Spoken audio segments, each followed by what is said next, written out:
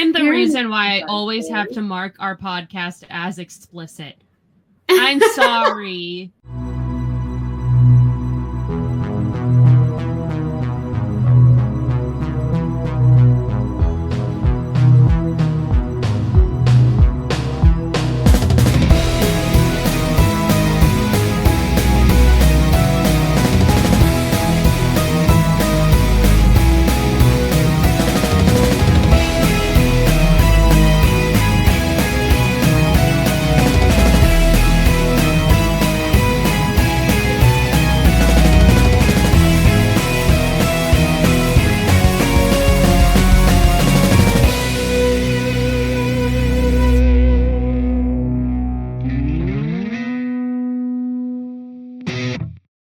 Hello, and welcome back to Hate Spinnerbait, the podcast where we hate spinnerbait, but we love Liz Phair.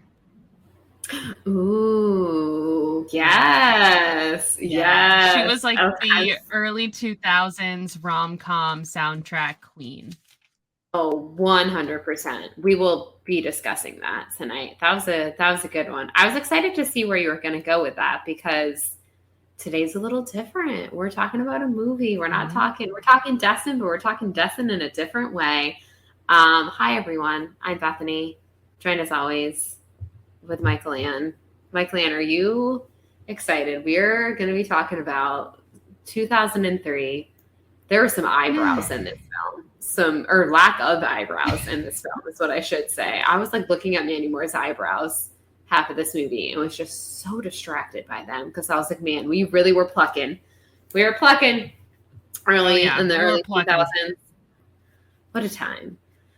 Well, everyone, we're here to discuss How to Deal today, which is the movie adaptation where they combined both That Summer and Someone Like You into this. Not really sure how they came up with the title How to Deal, but that's neither here nor there. Well, it's kind of explained in the beginning of the movie.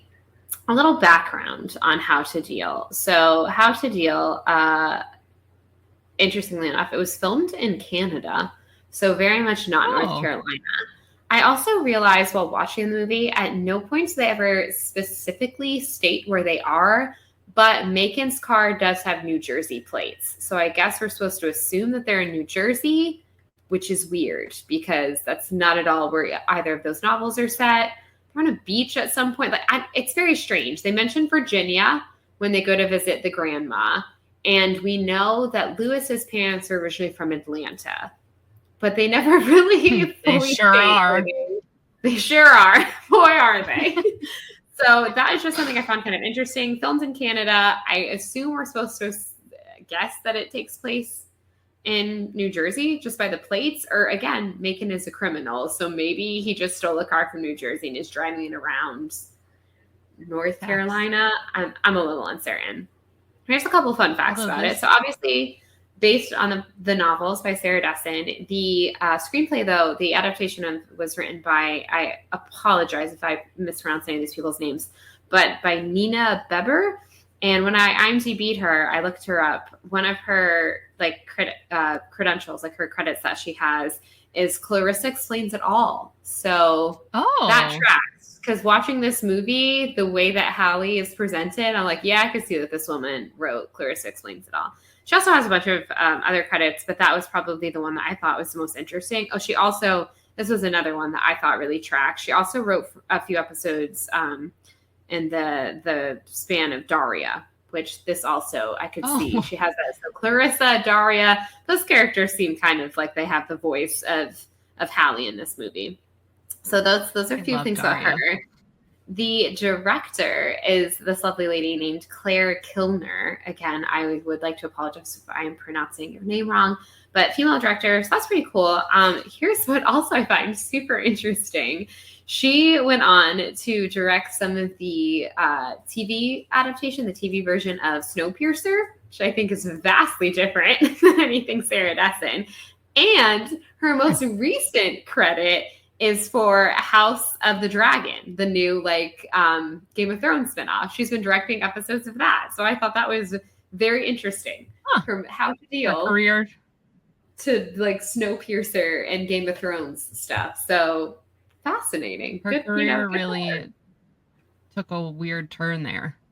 Yeah, it was a very, very weird turn. She definitely, it looked like early 2000s. She was doing, How to Deal, The Wedding Date with Deborah Messing. She was like directing those, and you're like, okay, yeah, I see those two things. And then suddenly she's in House of the Dragon and Snowpiercer. So she's a woman of many, many hats, and I find that very interesting. This movie, She probably wanted to do that this whole time, and they were like, woman, early 2000s, director, rom-coms.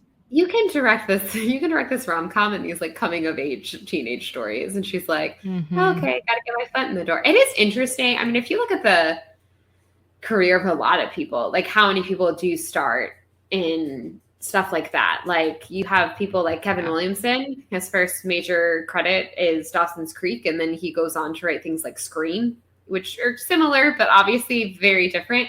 Then you have, J.J. Abrams, who is like the nerd king, does a lot of sci-fi, whatever. And his first thing he ever did was Felicity. Like that's vastly different. Greg Berlanti also worked on a lot of WB shows, producing, show running, things like Dawson's Creek, One Tree Hill, and now does a bunch of superhero stuff and still does a lot of coming of age stuff. He directed Love, Simon, and he's going to be attached to is attached to the Red, White, and Royal Blue film adaptation, which I know these two girls are excited for because we both liked that book. Yeah, I think it's very weird. Like a lot of people like do start in, I don't know, like I guess in the eyes of Hollywood, that must be an easy story to tell. Like you're not doing any big special effects or anything like that. Like you're just telling the stories of teenagers, and then they go on to make like,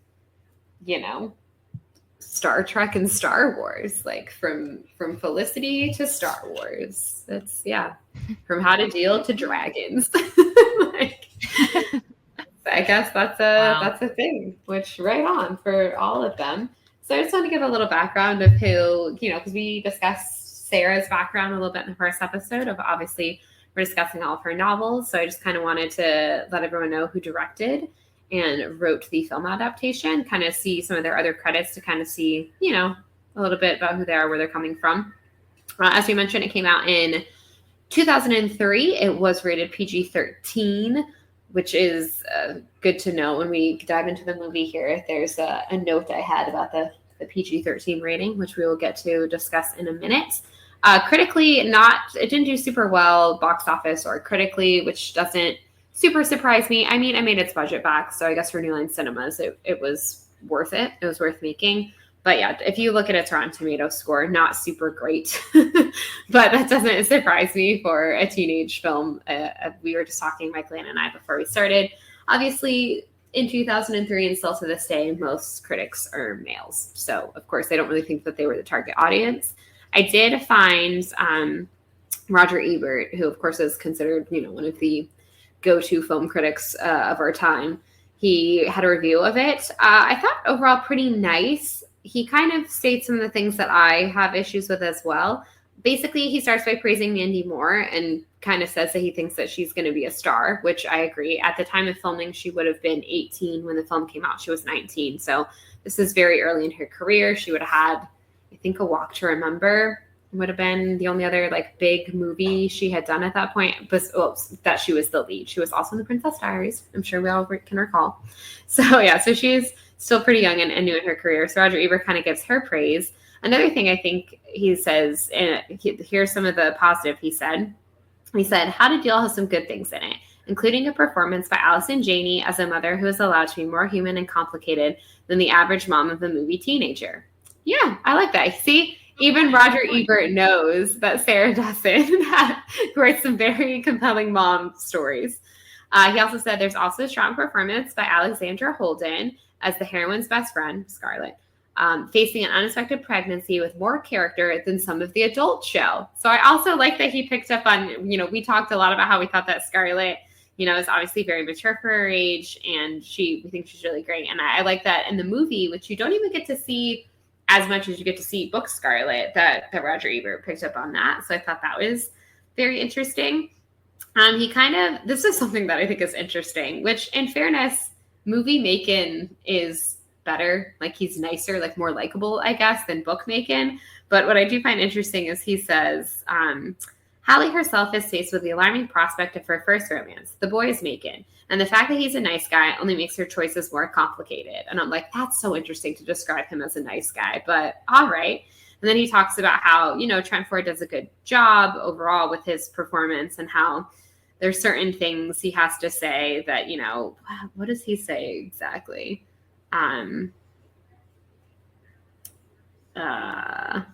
Like essentially like certain things he has to say is like too earnest, and there, here he said, there's a thin line between being good and being too good to believe, is how he refers to Macon. And I'm like, so weird. Not the vibe that I get from Macon at all, Roger Ebert, but okay. So basically he said, he's seen kind of better coming of age stories. Some of he felt like the plot was too much, which I agree. That's what happens when you combine two novels, and maybe we should have let them stand on their own. So I thought that was kind of interesting that he noted on that. But yeah, he says that all of these elements are in place, and yet the movie never really pulls us into the story and makes us care the way those other three movies do. He was referencing other movies he thought did coming of age better. The screenplay feels more like a checklist than a lifeline, and there are three major relationships competing for attention, not counting the weather bimbo, like that he calls Lauren the weather bimbo. I watched the movie with interest, yes, but not emotional involvement, and my appreciation of Moore was based more on her essence than on her character. And then he, talks a little bit about that. What the movie establishes above all is that Mandy Moore has a future in the movies, correct? Maybe even the horror film she's making with Wes Craven. I don't know what movie he's referencing there. She has the ease in front of the camera that makes you think she's the real thing. The secret of acting, George Burns said, is sincerity. If you can fake that, you've got it made. Mandy Moore has it made. And the thing is, I don't think she's faking.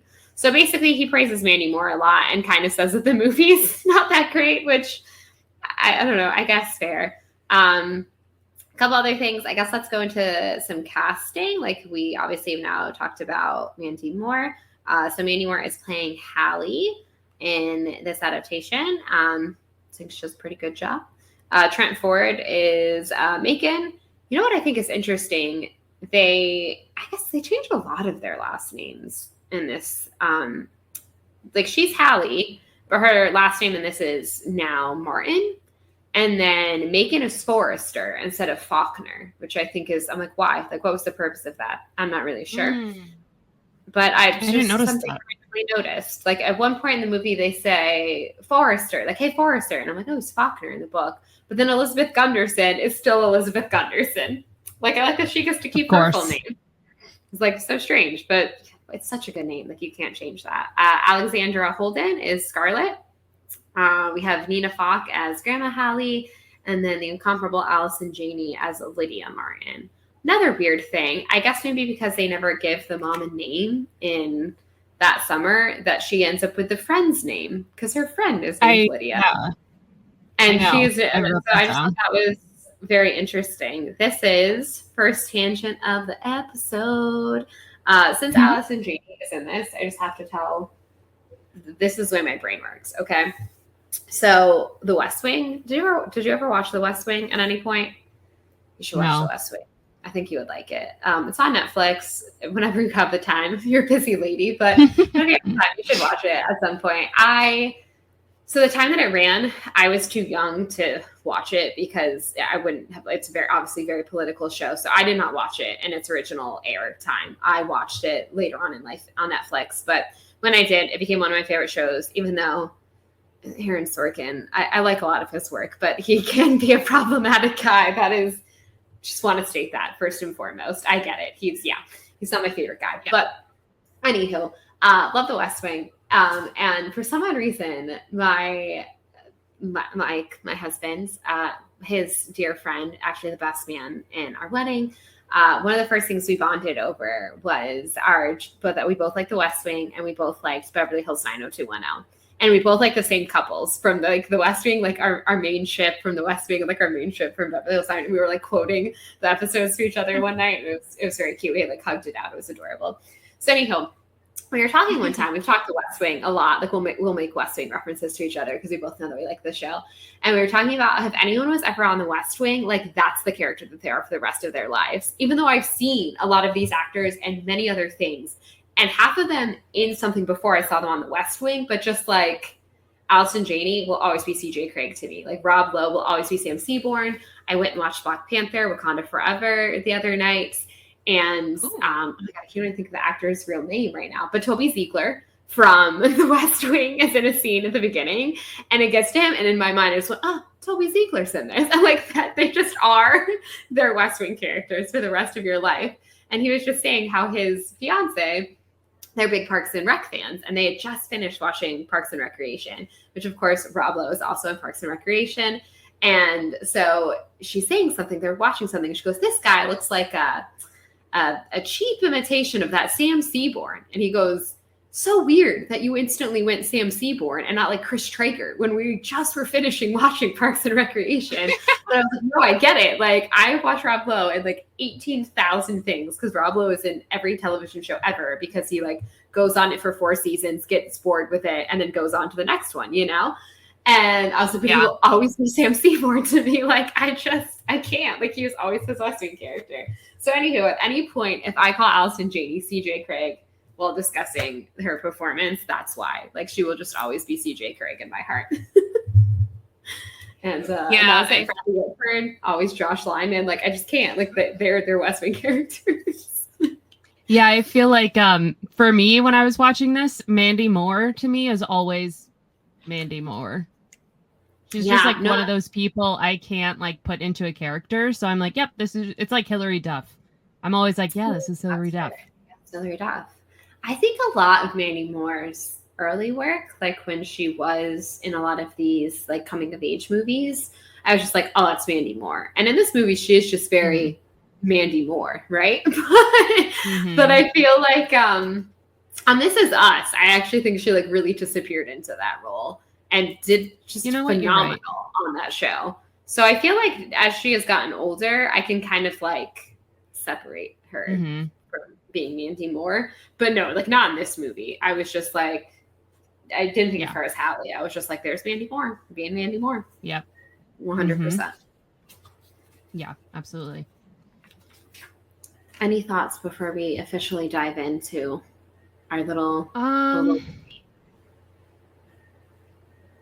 No, I think all my thoughts will come with time. Oh, I have 2 random thoughts, and they're about Sarah Dessen, like film adaptations, before we get into our thoughts about the actual film that we're about to, dissect. One is, I now realize, so she's basically had 2 film adaptations. Technically 3 novels have been adapted, but 2 film adaptations. So if her books are, I always say there's, the common thread is always like mommy issues. The movies so far have been guys whose best friend died.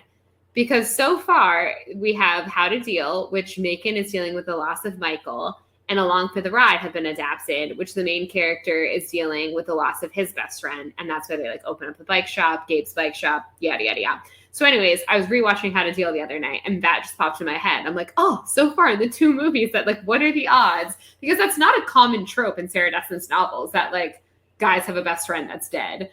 But the 2 books that they decided to adapt so far, that just happens to be the case. And I was like, that's kind of odd. Like, just sort of funny to me. Other random thing is Netflix has optioned a few of her other novels. So while right now, as on the recording, here we are in November of 2022, there's only been 2 movies made. Hopefully we will be able to dissect some future Netflix movies because I know This Lullaby has been optioned, which heck yeah, would love to see that. Maybe is it Lock and Key? I'm not sure. There's one other one, and The Truth About Forever is the most recent one that has gotten optioned, which I would love to see be made into a movie. So those are just a couple of random Sarah Dessen film thoughts. Let's talk about How to Deal. Let me write the screenplay, Sarah Dessen. Right. Let me. I think we could do a better job than Clarissa Explains It All, ladies. Sorry, that's so. I'm sure she did a good job, but I mean, she like took like okay. Let's just let's just dive into it. Yeah, let's go. Let's start. Okay, so what we're doing is I have the movie playing next to me, and we're gonna I will kind of say where we're at, and then we'll kind of talk about our feelings. So. Let me turn it down actually. Oh, I accidentally turned it up. Oh no, I didn't. Oh god, here we go. Okay, so It opens up with Hallie doing yoga in her bedroom. And this is the first time we see her eating those little chocolate candies. What are those? I have that written in my notes. Like the one scene that she's having, like the important scene with her mom, where they're having the fight, they're eating it. And I wrote down, what are these? I'm dying to know. What are they? If anyone has seen, I assume anyone listening has seen this movie. But if you've seen it recently or you saw it years ago, but you have a freakish memory of what these little chocolate things that she's eating, please let us know because I don't know. And she never like eats the chocolate part. She like drinks something out of it. And I was watching this movie with my fiance and he was like, he had great commentary, by the way, but he was oh, those look like liquor shots. And I'm like, well, they're obviously not liquor shots, but like, what are they? What are they? Okay. I'm dying to know. A couple main things we see here with this beginning scene with her little voiceover is there seems to be some sort of flashback to a summer that seems really great. However, she is a baby and there's no mention, and Ashley is also a child. So there's like no boyfriend connected to that. There's no like Sumner, I guess, in this version of this story. And we never come back to it either. Yeah, no. That's it. That's like our only like that summer. Like there was this summer that our family was perfect. That's like, which is such a through line of the actual novel that summer. So I just, it's like a whole weird, she basically has a whole monologue about a hat, like this big ugly hat, and you just have to, got a deal. And there we go. That's why your movie is called that. The tagline for this movie, there's two of them, I guess, technically, which isn't uncommon. But one of them is A Lesson in Love for Non-Believers. That has like nothing to do with either of those novels are about. And the other one is the number one rule is there are no rules, which also is just nothing. Yeah, rule number one, there are no rules is the other tagline for this movie. And neither of those things have anything to do with like the books whatsoever. The second one doesn't have anything to do with the movie. There are no rules. Absolutely, there are no. I was like, there are at no point are any like rules discussed in this movie, so I don't understand why that would be a tagline to this film. Which is where I will say, speaking of this lullaby being adapted into a movie, they make Hallie way more like Remy. Which, small spoiler alert, because we haven't officially discussed this lullaby on this podcast and won't be for a few weeks because I've got a couple books to get through before we get to there. But this entire time I was watching How to Deal, I was like, she's Remy. She's not Hallie. She's not Haven. Like, she's not either of the characters from the first two novels. She way more reminds me of the main character from this lullaby who's like, you know, because of my parents, like, I don't believe in love and I'm not going to want a boyfriend and whatever. And, like, that's kind of what they make Hallie's storyline in the movie. And that's not remotely what it is in either of the books. So I found that kind of weird. Like, she doesn't really have any interest in dating in that summer. Like, it's kind of just her weird fascination with Sumner. But she also doesn't have any negative opinions. Like, it's just not really talked about. Yeah. I thought it was like, how strange that they just like really steered into this whole, like, because of her parents' divorce and because of everything, like, she's a non-believer and she's afraid to be with Bacon because she doesn't like love. And I was like, that's so not like the characters at all of either of the first two novels. But then when I looked up the whole like Clarissa Explains It All in Daria thing, and I was like, oh, I think that's like all that lady like knew how to write was like jaded girls who like didn't believe in love. And I was like, if y'all were adapting this lullaby, that would be great. But that is not the book we are working on right now. Yeah, I found Hallie really unlikable in this movie, to be honest. Yeah. I was like, what is going on? They also changed Scarlett's personality in a big way, which I also hated. Oh my God, Mandy Moore was in the Good Charlotte music video for Little Things in the year 2000. I like that just came to you there. You know what else I find interesting is Mandy Moore, her first few big movies, lead role movies. Again, we mentioned earlier, A Walk to Remember. Both of them were adaptations, very like loose adaptations. A Walk to Remember movie is better than the book, though. I said it. I said what I said. This not as good as the books. I disagree. But very. Oh, you like the book better? Very loose adaptations of two big like North Carolina authors. So that's just kind of interesting. Both things technically set in North Carolina. Not this movie, evidently, but when I was younger, I read A Walk to Remember so many times that it started to fall apart. Oh man. Today, in this day and age, I have no interest in that book because it's a little too Christian for me, to be quite frank. Yeah. But that's fair. That is. It's fair. like, I think it's way more Christian in the book than it is in the movie, too. I'm pretty sure. Yeah, there's like some God stuff in the movie, but I think the book touches on it a lot more. The book is also like set in the 50s, and the movie is set in present day. They're very, very different. But I remember reading the book and liking it, but I don't know, something about like preteen Bethany. Maybe it was whatever. What is his name? The like. Is that song she sings? Oh yeah. What is that song she sings? Which again, it's a Switchfoot song, so religious. I like how this is also now turned into a review of Walk to Remember. I'm not sorry, okay? They're adjacent. They're both based off of North Carolina authors. Mandy Morrison, both of them. There's a weird poster I'm noticing on her wall that's like a baby eating a apple. I'm gonna have to pause this and take a picture so I can put it on our Instagram. I feel like people need to see this. I want to now notice this. Take a picture of it, show it to me, and then we're posting this on Instagram. Yeah, she's got some weird posters in the background. But we can hear her mother freaking out downstairs, so that like whole you can hear it through the vent thing is still happening. Yeah, that's true. Picture incoming. Incoming.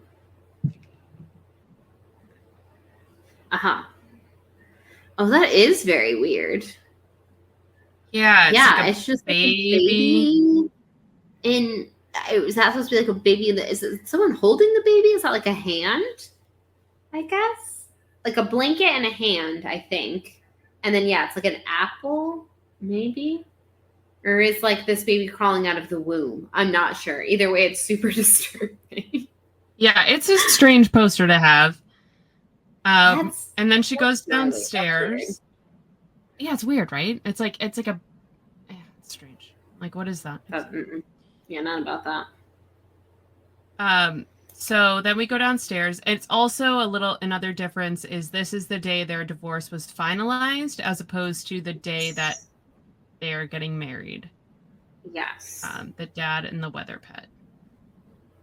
I like that they combined the dad's. He's a shock jock, but he's still marrying a weather pet. So like they made him, instead of being like the TV guy from, that summer, he's more the radio guy from Someone Like You, but they still, everything else about him, they make that summer version of him, which, Peter Gallagher.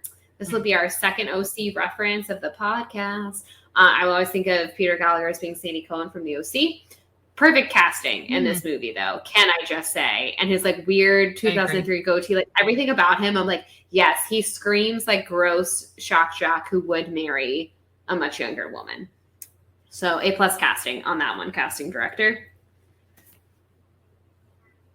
Yes, I agree. I also love the actress who plays Ashley. She does such a good job in this movie, and she is also perfectly cast, I think.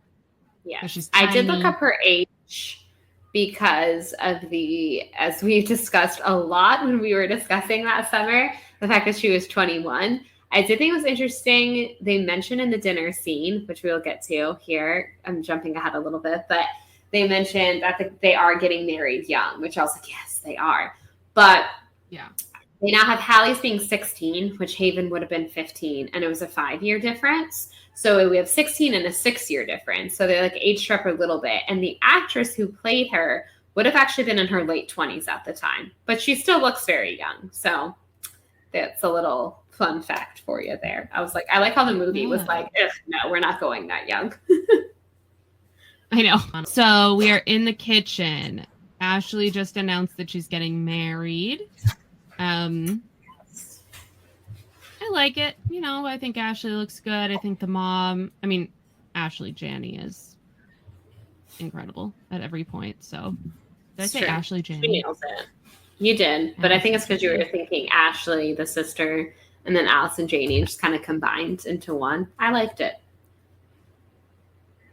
They do. I don't give a shit.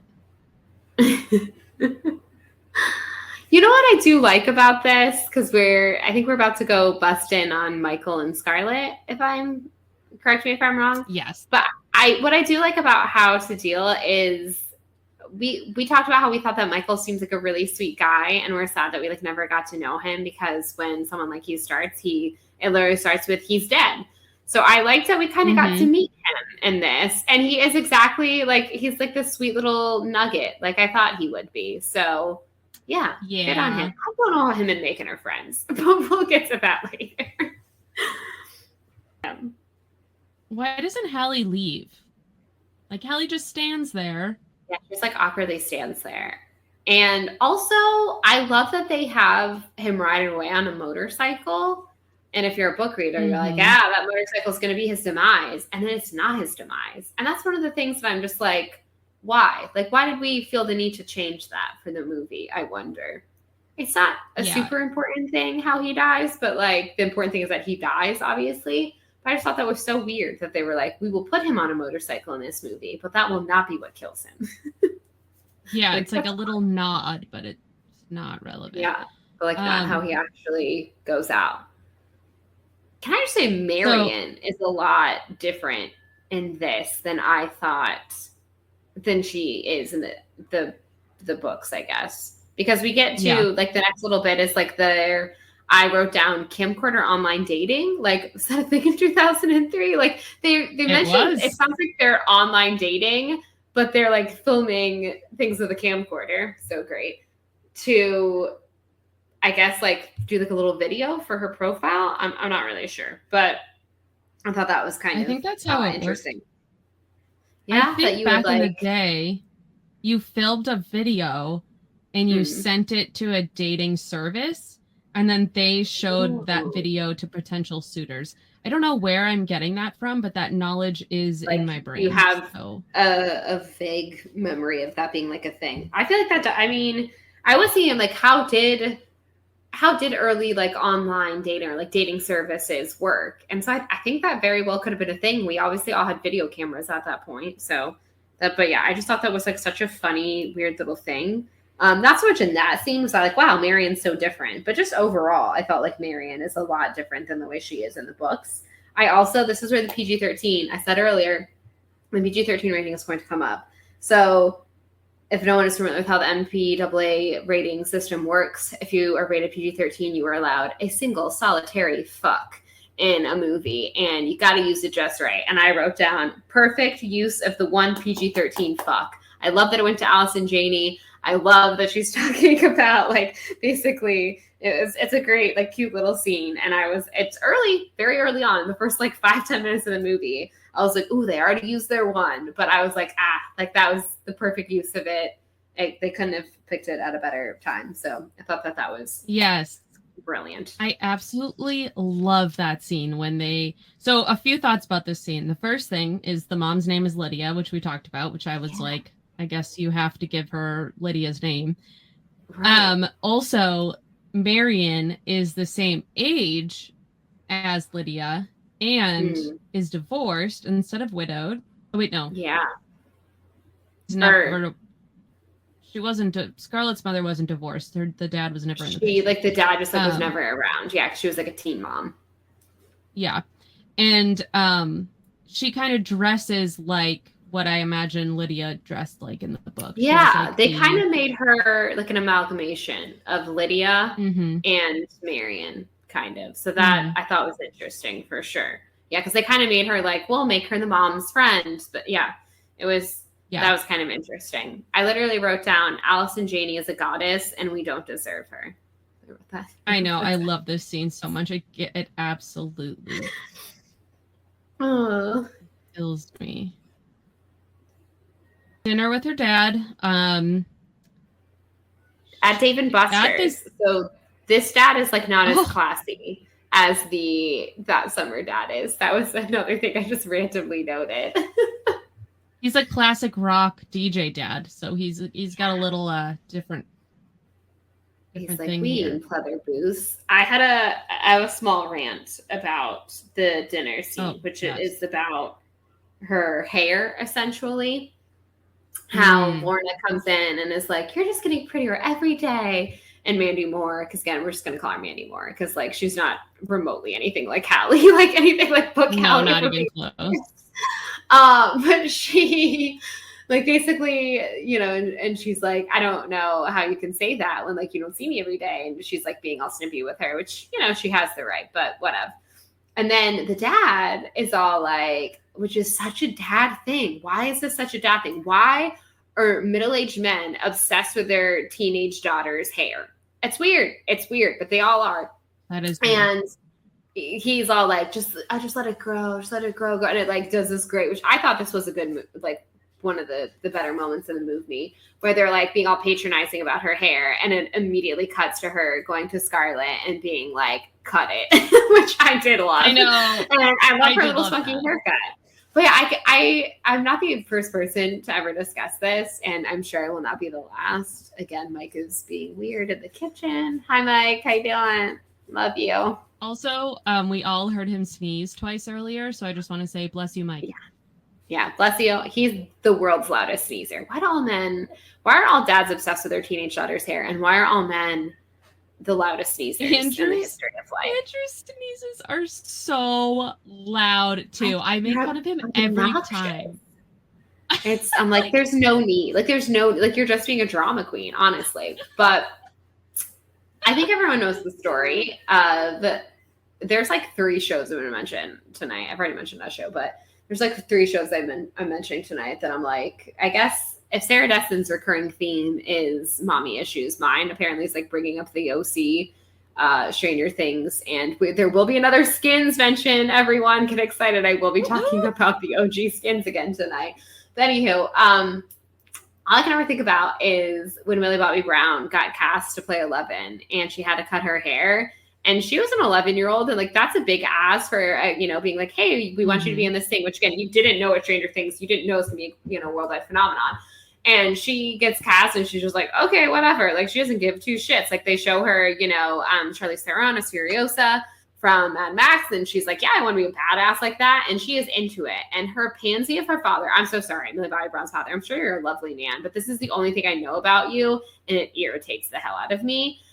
Her pansy of a father cried while they cut her hair. And I just think that's ridiculous. And I just want that to be said. And I'm like, why? Why are men obsessed with their daughter's hair? Like, why? And she rocked her little buzz cut. She rocks any hairstyle. Any woman can rock any hairstyle. But yeah, I just don't know why fathers, like weird middle-aged men, are always like, I just want my daughter to have long hair. Why? Also, you realize how weird that sounds? It is weird. And parents of child actors are typically not great. Yeah, just saying. I'm not sure what her parents are like. Right. Maybe they're really lovely people, but I just like, history says, I don't know,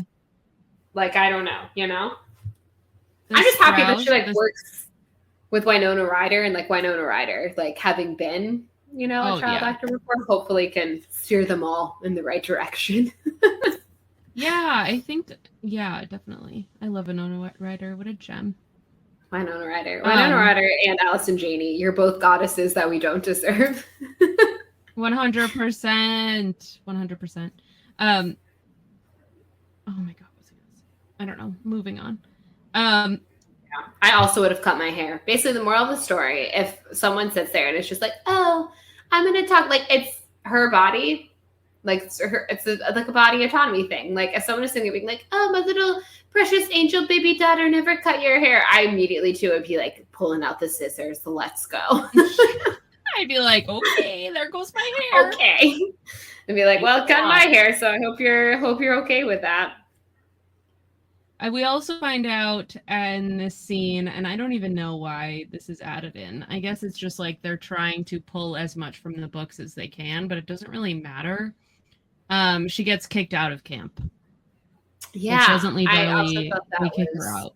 odd. I was like, oh, we like had to mention camp. We didn't have to, but yeah, I guess they wanted to like again another little tie into the novel.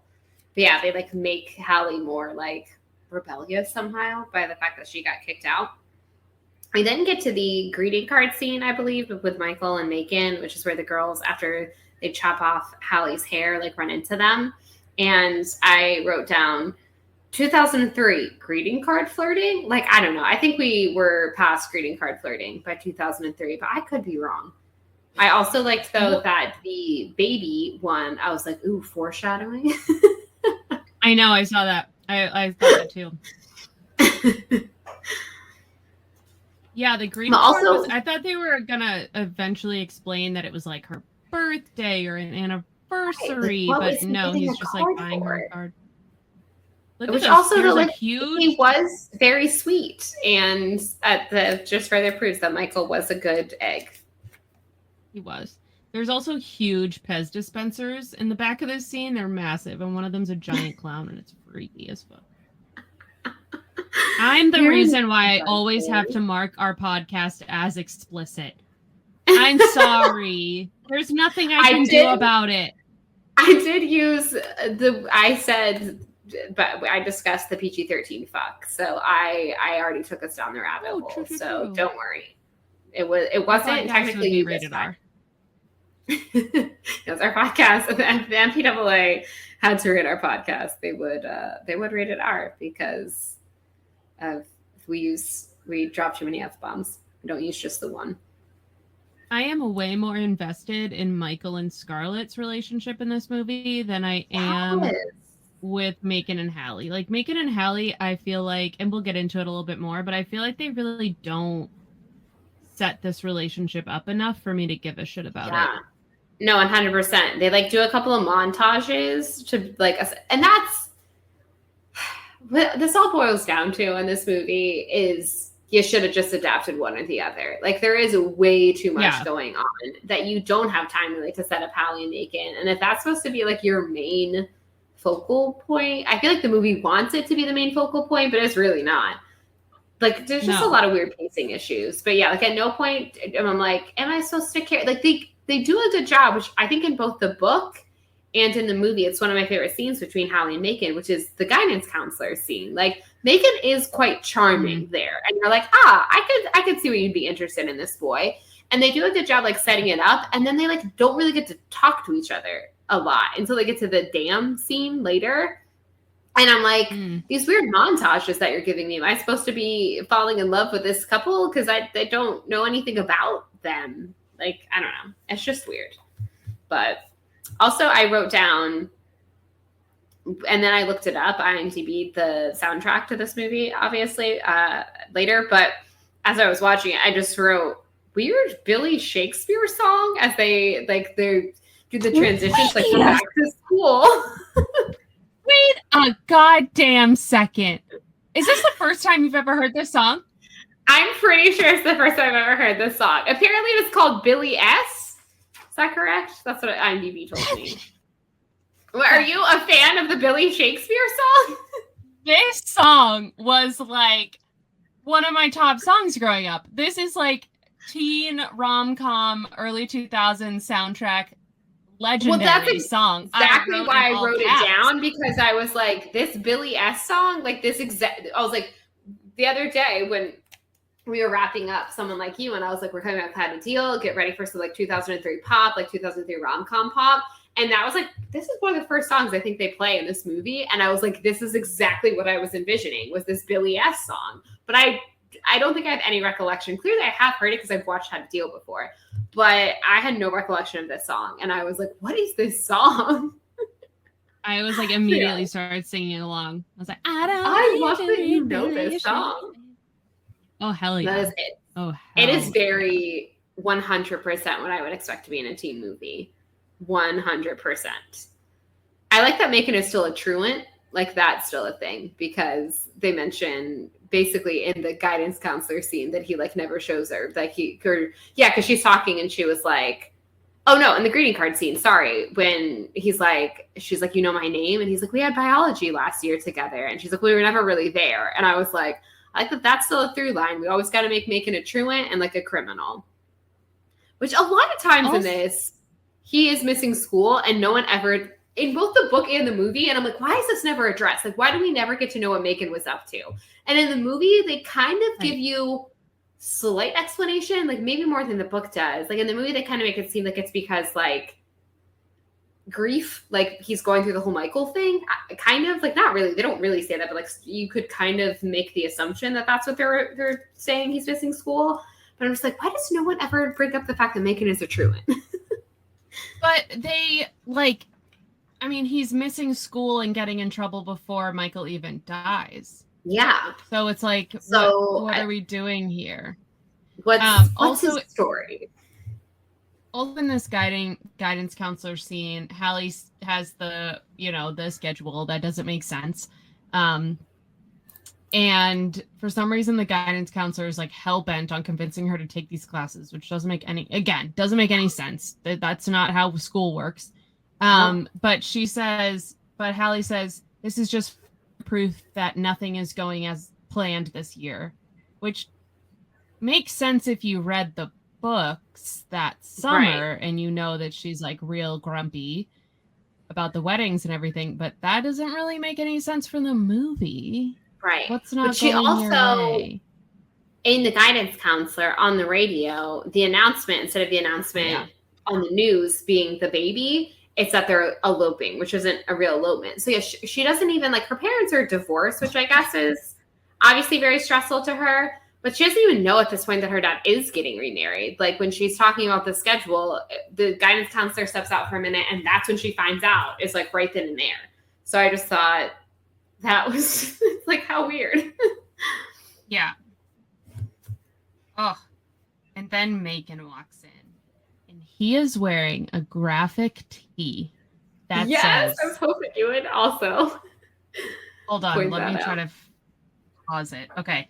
It says sarcasm, and then sarcasm has two thought bubbles. One of them says family size. Weird. And the other one... the other one says subtle yet bitter. I was very confused by the shirt, but it was all I could pay attention to in the scene. Because I was like, what is this weird graphic tee that you're wearing, Macon? You weird criminal, you. I also feel like, I guess maybe in the movie, because you can like see him, he comes off even more manic pixie dream boy than he does in the novel somehow. Like, there are some outfits he wears. There's like certain vibes he gives off in the movie that I'm like, oh my God, like, you were just so manic pixie dream boy. I can't with you. Also was sad that of all the things that they decided to take from the books, they didn't take his candy. Like, that's his thing, is surprise candy. And there's no candy for Macon in the entire movie. And that did kind of make me sad. So I was like, again, one of the only good qualities he had is at least if he was around, candy would soon be following. Right. Give us something. But instead we get sarcasm graphic tees. Yeah. And they're not, it's not even a good, what does that even mean? What does it even mean? Oh yeah, it's on this page of my notes that I wrote. What is Hallie eating? With the weird chocolate cookies that we discussed earlier. Also, the guidance counselor is like, so what is wrong with this guidance counselor? She's like, oh my God, aren't you so excited? Yeah. She's not good at her job. I'm like, this is the worst guidance counselor of all time. She's not. She's certainly not good at her job. That is for sure. She is really familiar, though. Oh, so we get that Jedi mind trick thing from the books. Yeah. Which at this point is less impressive like because it's 2003. Yeah, right. I agree. It is much less impressive. Way more impressive in the book. But again, I like that they were at least trying to pull something from the book. And it's one of the only times that we actually get to see Macon and Hallie like have a conversation. And he is charming-ish in it. So I was like, it's a nice scene. The Jedi mind trick. And the fact that like she is not aware of it is odd at this point. Because I'm like, okay, 2003, we have just had 2 prequel movies come out. We're gearing up for a 3rd one here in a couple of years. It would be more in your memory than in the mid 90s, but whatever. I'll give him that one, I guess. Yeah, I wrote here, Hallie is weird and cynical. Yeah, she really in is this conversation, like bitchy. Yeah, she's like very bitchy. It's like, we get it. Your parents got divorced. Like, move on. Just kidding. That was very insensitive, but also. I'm sure that is a very traumatic thing for many people. But yeah, I guess also it just seems so unimpressive that it would be that stressful for her, considering when this movie came out and considering how many people were parents. Like, if this movie would come out in the 80s and it was like, my parents are getting divorced, whatever. And it's like, yeah, that was kind of like a new fad. But like by 2003, everyone's parents were getting divorced, you know? Like, it wasn't that odd. But yeah. I mean, I shouldn't be insensitive and brush it off like that. I'm sure it is very difficult, but they just didn't build it. They didn't give it enough for us to like feel bad for her. I feel like you feel way I feel more like bad in that summer. You're so much, like more hurt by her father, and like the fact that he won't come into the house, and the one time she doesn't go out to him, he just drives on by, and you're like, this guy's a massive dick. Like he's a terrible father. He's a terrible human being. But in this, it's like, because we were trying to cram so much stuff in, you kind of get, you're like, oh, dad's a shock jock. Yeah, he seems like a bit of a wild cannon. He seems gross, weirdly obsessed with his daughter hair. Again, can't stress enough. That's weird. But we don't have enough time to like feel for the mother or really grasp how strange and terrible the dad is, that you're just kind of like, oh yeah, her parents are divorced. Like the movie brushes it off, which is why it makes it seem so easy for like us as the audience to brush it off, that it's not a big deal, when like it is honestly quite a big deal for her to be going through all these weddings and changes and whatever. But also I think in comparison, the problem of combining the 2 stories, the comparison of then what Scarlett's going through, the fact that like Hallie is like, I'm going through a thing, and it's like, but Scarlett's boyfriend just died and she realizes that she's pregnant with his baby after his death, and yada yada yada, and then suddenly it makes like Hallie's things not seem that important, which they are important. And I'm not saying like they're apples and oranges, but like that's one of the other problems I think of like combining the stories, is it makes, and also you don't even get to feel the gravitas of, we're approaching here in the movie Michael's death, which again is weirdly changed to a heart defect, and they watch him die, which is very traumatic. I think insane, like way more traumatic than in the book. Like the fact that they're there for that is very but when he's like on the soccer field, he's kind of joking around with Scarlett. He ends up keeling over, and then basically Mandy Moore voiceover tells us that he had a heart defect, and we go to his funeral. So you get this like brief funeral. Like honestly, like this could be a story in and of itself. Is like this teenager died, which it is basically in the novel that we got. But like it's so glossed over because there's so much going on in this movie that you don't get the impact. Like you get this funeral scene and it's sad and beautiful. I loved the whole dress thing. I did really like that. Like Scarlett not knowing what to wear, and then Hallie telling her like, it's not for them, it's for Michael. And she goes, and Scarlett feels out of place because she's wearing like a bright red floral dress. And of course, everyone else is wearing black. I did enjoy that. But yeah, it's like you have this brief scene and then it's kind of like, and we're on with it. And again, like Macon, super manic pixie dream boy at the funeral. Like, Jesus, what is that outfit? Hi, Jason Mraz called. He wants his look back. I was like, this is 2003. Like, I'm a cool guy. But I liked his eulogy. Like I do, and you do feel bad for him. You're like, this guy just lost his best friend. Like that's very sad. And then we touch on it a little bit later on, but like not really. Like we don't really ever touch on it again. Yeah. I did like that the Flaming Lips was used there as well. That is a great song. And that does take me back to that time. So A+. Do you realize that the Flaming Lips was used at the funeral? Backing up just a little bit. After they talk with the guidance counselor. They go back to the scene changes to Hallie's house, and they're getting ready for dinner, and they're talking about how Lorna and the dad, whose name is Len, I think in the movie. Yeah. Yeah, Len. What the hell is that name? Yeah, I really like the imagery of the mom shaving and chopping carrots and zucchini in that moment. It was like, yes, some phallic chopping. We love that. That was love the phallic chopping quality. And then Ashley and Lewis go look at a absolutely horrendously ugly wedding venue that looks like a Sears. That was terrible. And then I just say perfect casting on Lewis as well, because he gives off wet noodle vibes, which is 100% what Lewis is all about.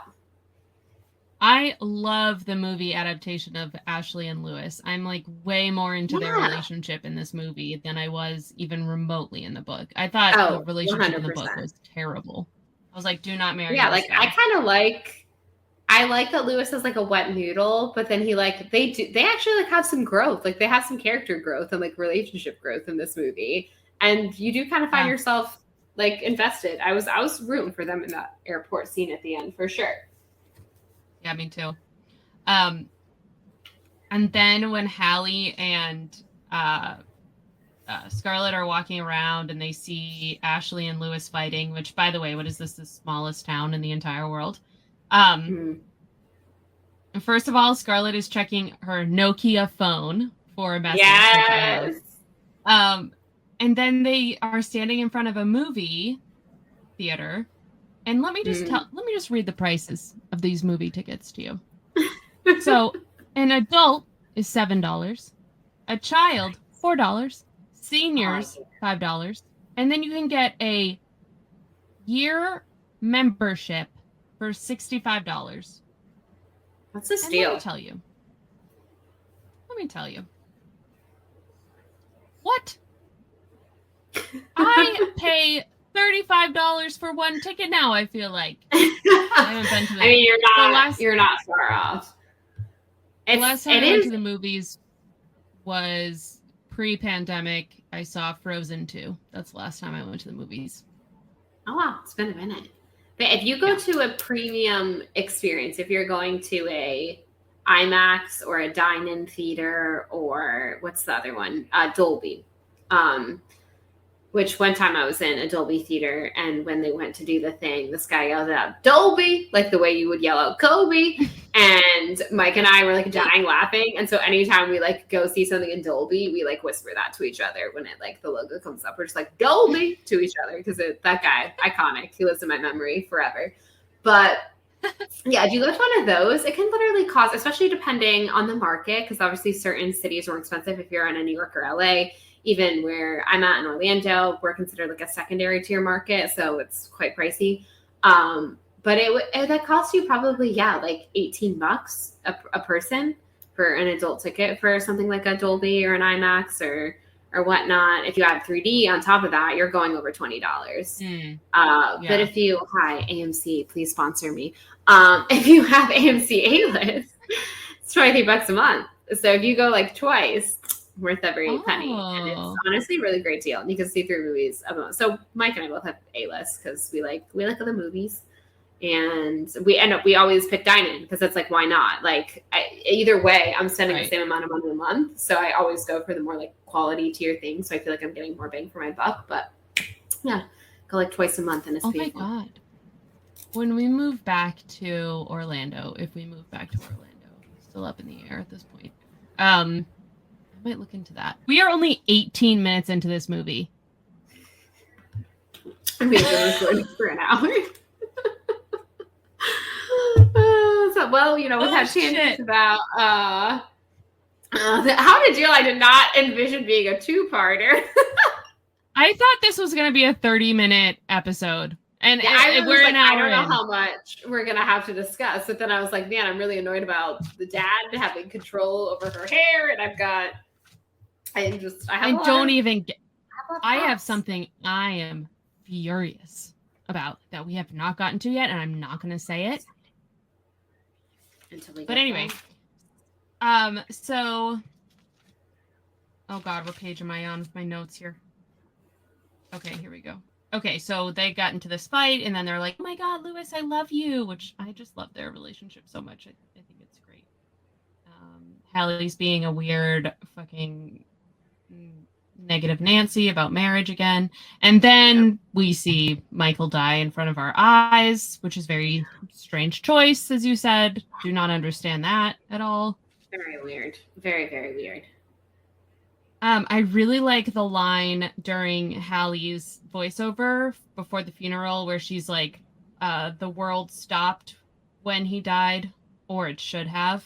I was like, yes, that's so relatable. That is like there are some good lines in this movie. Like there are a couple things I noted, and that was one that I did enjoy. That I was like, oh, that is good writing. I liked that. Yeah, this guy just drops dead, and they're all like surrounding his corpse. It's very strange. Yeah, I thought everything about that scene is just very weird. I also feel like they could have done better with his eulogy, but I did like the choice of song. Yeah, it was a good song. Could have done slightly better. But I thought overall, for a teen boy, his eulogy was pretty good. And I like that he kind of was like, I'm not the one who's like good with words and whatever, which I don't think anyone is good with words if you're a teenager having to eulogize your fellow teenager. So I'll cut him some slack on that one. But that outfit, I will not cut him any slack on. Oh, what is that guy? Look at that. He's got a little like patch on his vest that's just like a shiny anchor. It's like, what is that? Like, what is that? And why is that what you chose to wear to your friend's funeral? I'm dying to know. It's very weird. And his like fedora is like wrapped in like some sort of wire with beads. Very strange. Yes. Yeah, it's a whole look, and it's not good. It's not a good look. Visually, when it starts to rain and they show from above and everybody puts the programs over their head, that's like an aesthetic. What am I trying to say? That scene is really nice visually.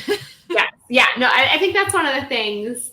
Yeah, a lot of times I feel like book to film, people can get nitpicky, and you have to realize that they're two completely different mediums, and you're going to lose some things. The amount of arguments, I think we can all say as millennials, the amount of arguments we would get in with friends when the new Harry Potter movie would come out, because I was always the person who was like, it's a movie. Did you really expect the 600-page novel? Like, you would get every little plot point you want in this movie? No. Like, they have a 2.5-hour runtime. They're getting in what they can. They got the gist. They got the themes, whatever. So I'm a realist. Like, I understand when you're adapting things to film that you're going to lose certain things that you like from the books. Obviously, there are certain movie adaptations that I think are done better than others. But I think sometimes that is one of the good things about a visual medium. It's like something like The Funeral, reading The Funeral, and The Funeral, basically, The Funeral's not a big part of the book, but there's probably more words spent and more time spent on it in the book than there is in the movie. But the movie, you can say so much more in such a short period of time because you have that visual medium. And I actually do think I will give this movie full credit. I think they depicted the funeral very well. I liked all of that. I liked from the dress picking out to the rain scene, which kind of wraps it up. I thought all of that was done very well. Also weird juxtaposition that we go from like a funeral to a wedding, because then we're like at the weird like beach elopement thing shortly after, and so like that's interesting choice. And I want to mention that they pick the perfect song to play at this moment. They pick the Donnas song, which I love. The Donnas is one of my favorite bands, which is sad because they are no longer a band. Y'all slept on the Donnas, and now one of them's a therapist. Look what you've done. Look what you've done. You could go to the therapist though and be like, hey, I have some thoughts and feelings on the fact that you're no longer in a band. Yeah, I will. I'll be like, listen, of all female rock band, you guys were amazing. But anyway, the wedding is perfect. It just it shows their characters perfectly. Lorna's hair looks insane. I don't even know how she got all those braids. He's wearing a red suit. It's on the radio. Entrance. It's God. It is top tier. he doesn't even talk to his kids. Walks right by them. Gets back in the elevator, in the helicopter. I like that Lewis, who's a wet noodle, starts like doing because like the dad does like this weird howling thing. And so like Lewis starts doing it at the wedding, and Ashley just like looks at him and is like, please stop. And I thought that was fantastic. She goes, no barking, Lewis. Yeah. No, Lewis. No barking. Like we are not here for the bark. We're not here. Like we're here because our dad is getting married, but like we're not here for this. So you're not allowed to start barking. Like, nah, we're not about to do that. Exactly. We don't support this, Lewis. Shut up. Yeah, shut up, Lewis. You're not allowed to bark here. And then we get to see I'm actually a little disappointed.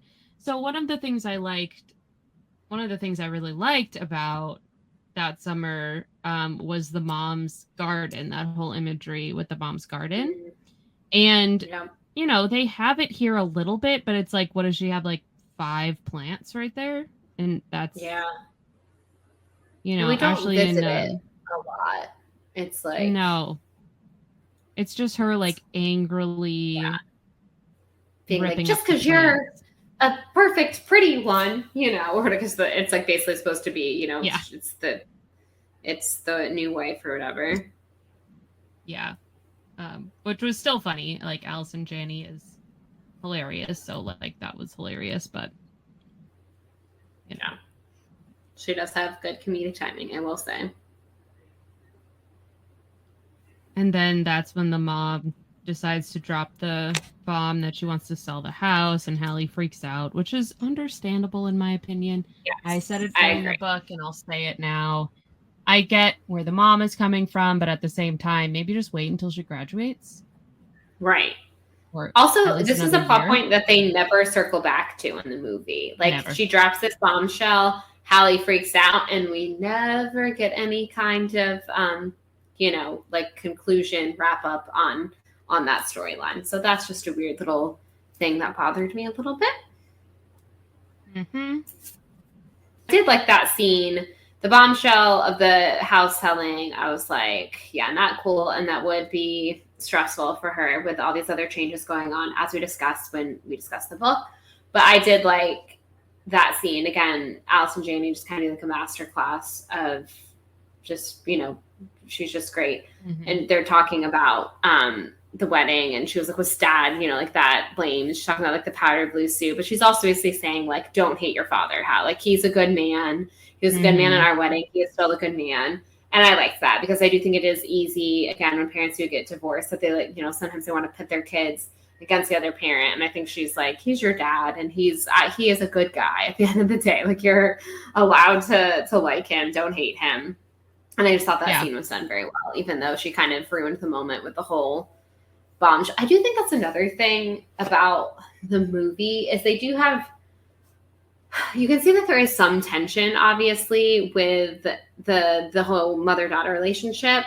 But honestly, most of the movie, they're pretty good with each other. Like they have pretty good conversations, except for the bombshell house thing. So later on, when Hallie is just like, oh, Mom, you don't get me. Like she just comes off as a whiny teenager, as opposed to in the novels, like you always can kind of understand their side. Like I felt like, and again, maybe this is just because Allison Janney is just perfect and she was like this good, complex character, but I felt very sympathetic toward the mother in the movie, and that I kind of was like, Jesus Christ, Hallie, like calm down, stop yelling at your mother. Like I just felt like the tension between the two of them kind of comes a little bit more out of nowhere in the movie than in the books. It's like, it's building, it's building, it's building. You understand, you know, where Hallie is coming from kind of thing. So that was just kind of odd to me.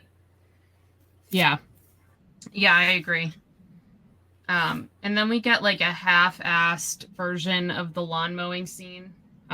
She's like leaf blowing now. Leaves, and he shows up with the leaf blower. They talk to each other for like 10 seconds, and then we get the montage that you talked about.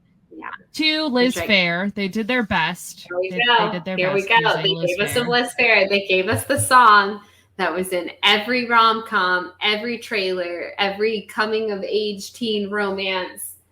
Yeah, Liz Phair was raking. Liz Phair could have retired from just this one song with how many movies it was in. If anyone's not familiar, it's I believe the title is Why Can't I? Correct?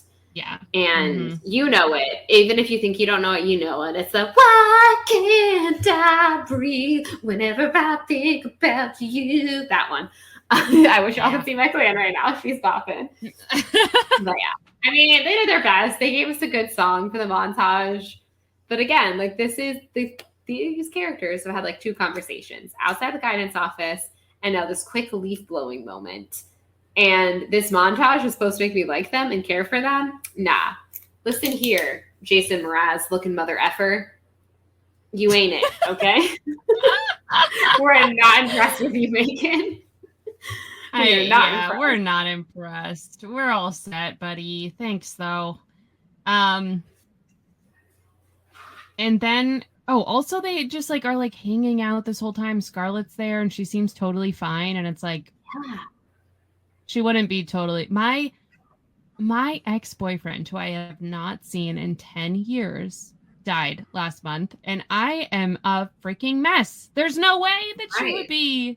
Yeah, she's just like chilling out with them in the montage. Like she's cool. Yeah. And you're like, yeah. Which on top of it, she's like hormone. I mean, she doesn't know yet, but like that's already building. It's already brewing that she's pregnant. So she's got that. So that's already throwing your emotions out of whack. Plus the fact that she is theoretically grieving right now, but they don't. They're like, we have no time for Scarlett's grief in this movie. So we're just going to glaze off past that. They're like, montage time. Yeah. They're like, we've got this fair. We've got this montage. We're doing it. So something really weird that seemed really out of place in this movie. When he is... Oh, God, I have another comment to say now that I'm watching. But when he goes and he's throwing pebbles at her window and she walks over to the window to check and see what's going on, she's wearing a cutout tank top and you can see her whole boob. Like, you can see nipple. And it's just, I'm like, wait, where is this coming from? Like, why are we randomly seeing Mandy Moore's, like, whole boob? Yeah, we don't need to be seeing Mandy Moore's whole boob. That is a choice. That is really a choice. It is. Mandy Moore's some weird in this movie. Can I also just briefly say, while we're talking about whole boob shots, just overall, I like that mushroom shirt. I noted that. I was like, I did like that mushroom shirt. That mushroom shirt. But just some of the outfits, and again, it's 2003. It's like the weird, and this is honestly so on brand though for the time though.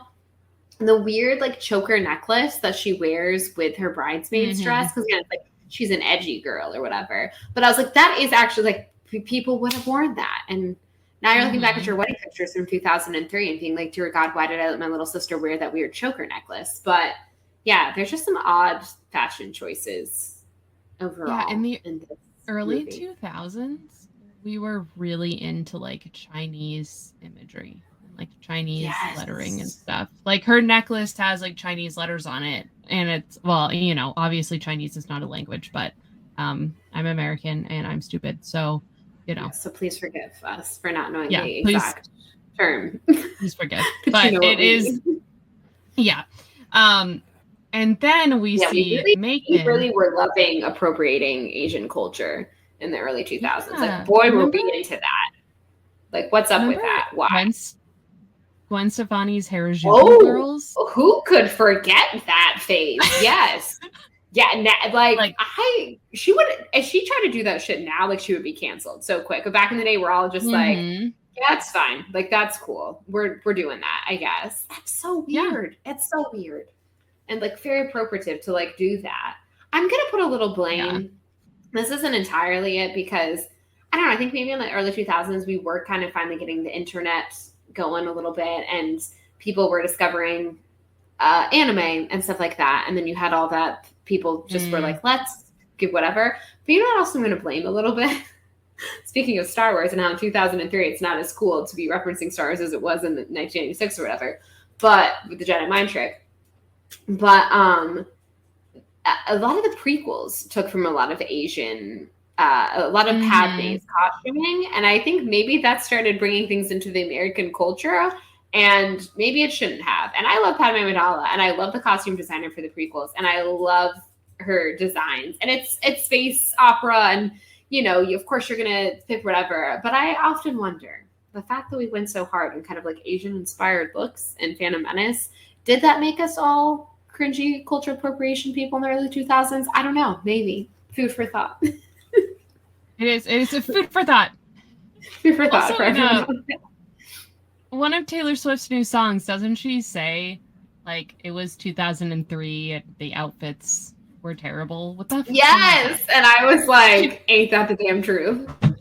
Ain't that the damn truth? I was like, I was God, wearing gaucho pants in the early 2000s. Oh, the fashion from like I think it's hysterical that people make fun of like 80s fashion or anything. And I'm like, I legitimately think the epitome worst peak of fashion is from like 2000 to like 2009, probably. Of course, when I was like a teenager, it was not a good time. Like 2000 to 2010, like that decade. What was anyone thinking? Like nothing. I don't look at any outfit and go, oh, except for again that mushroom shirt.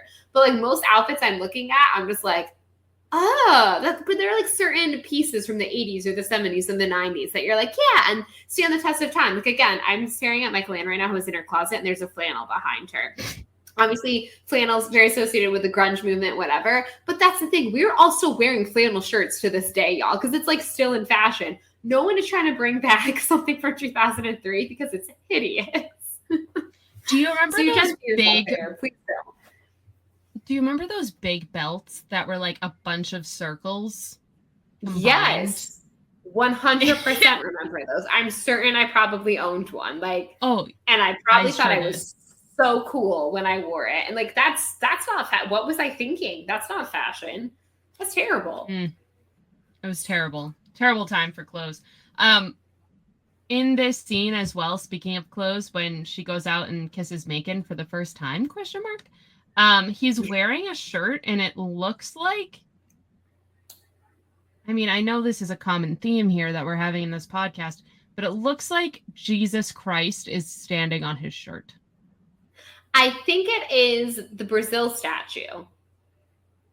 You know that statue in Brazil, like the big thing, and he's like got that's what it looks like. But also I was like, what a weird, I thought the same thing. I was like, what a weird shirt. Is he wearing what is that statue called? I'm going to put Brazil Jesus statue into Google and see what I find. Christ the Redeemer statue. But like, what a weird thing for him. Why would he have a Christ the Redeemer statue shirt? But yeah. I know. I was like, has he been to Brazil in his truancy times when he's missing biology? Are we supposed to believe that he was down in Brazil? Things we loved in the early 2000s, Brazil and Asian culture. Is that why we're stealing fashion from every other culture? I don't know. Maybe. Why? Not so. Well, yeah. That's very American of us. Yeah, pretty much. So Mom comes out and she's like, who are you talking to? And Hallie like comes out of the bushes and she's like, oh, I'm just hanging out. And then Scarlett runs in from a totally different yard and is like, oh, it's my bad.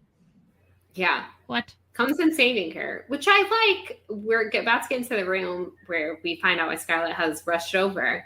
But I like that, as we know, I mean, this isn't a spoiler because we've discussed the books. Scarlett is pregnant. That's what she's coming over to discuss, basically, with Hallie, or to come over and figure out that she's pregnant.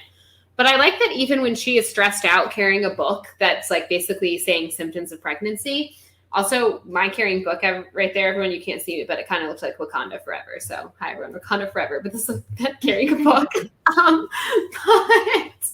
But yeah, so she comes rushing in with that. And I like that she is still, again, Scarlett, being a great best friend, like has the wherewithal to like cover for Hallie, even though like she's stressed out about her own thing. So I think like in that scene, Scarlett kind of gets like, I think, the short shaft in this movie because we don't get enough time with her and whatnot. And we heard like her relationship with Hallie kind of gets put on the back burner because of course the movie wants to make it more of a love story between her and Macon than between her and Scarlett. But anywho, I did like that in that scene. You kind of get a little bit of that like Scarlett Hallie like relationship that we know and love. And then they go into the room and they read the symptoms while she's eating the grapefruit. And then are we supposed to believe that night, which I think it's pretty late because Hallie was like basically curled up in bed when Macon comes over with the pebbles and whatnot, which you already all know our thoughts about that because we've discussed in the past about everyone in the house would hear. This is not a thing you could actually do. But anywho, it seems to be pretty late at night, but they're going over the symptoms, and then we immediately go to the drugstore, and I was like, I thought that was the next day. But then the way the movie kind of makes you believe it, they go to the drugstore in the middle of the night, and then they're like sneaking back into Scarlett's house, which is when they tell Marion. So I'm like, at what point did they go to this drugstore to pee on a stick? Like midnight? It must be like a 24-hour. Must be like a 24-hour drugstore, I guess. Yeah, which, I mean, I guess a lot of them are. So that's not completely, like, unbelievable that it would be. But I just, like, in my mind, when they cut to they're, like, reading the book, they're going to the symptoms, I thought, okay, that's that night.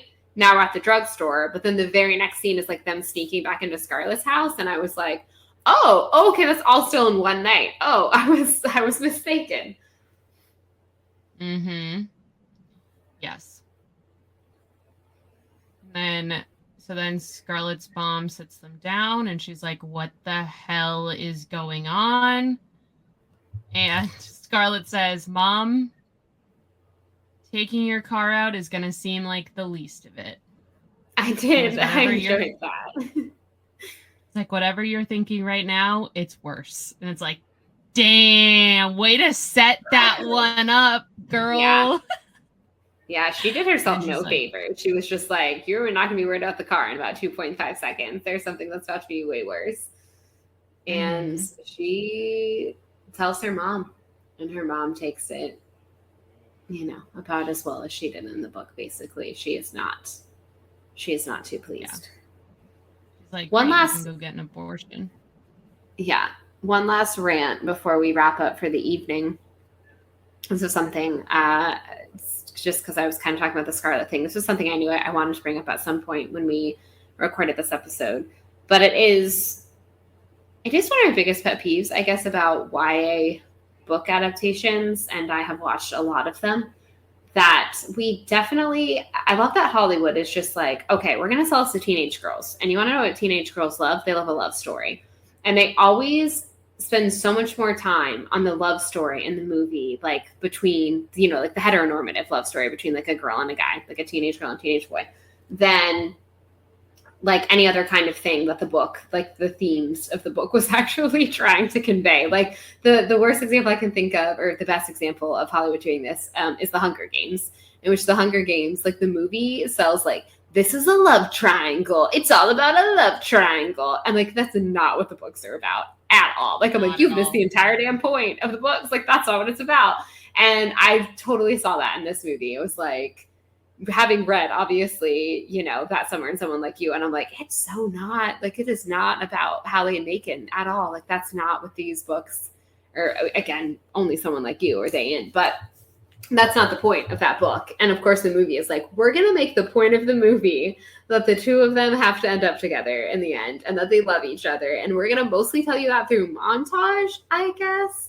And yeah, hi, dear Hollywood, as someone who was once a teenage girl, yes, did I love love stories? Absolutely. Do I still love love stories? Do I still love romance? Absolutely. But I also have a million other interests.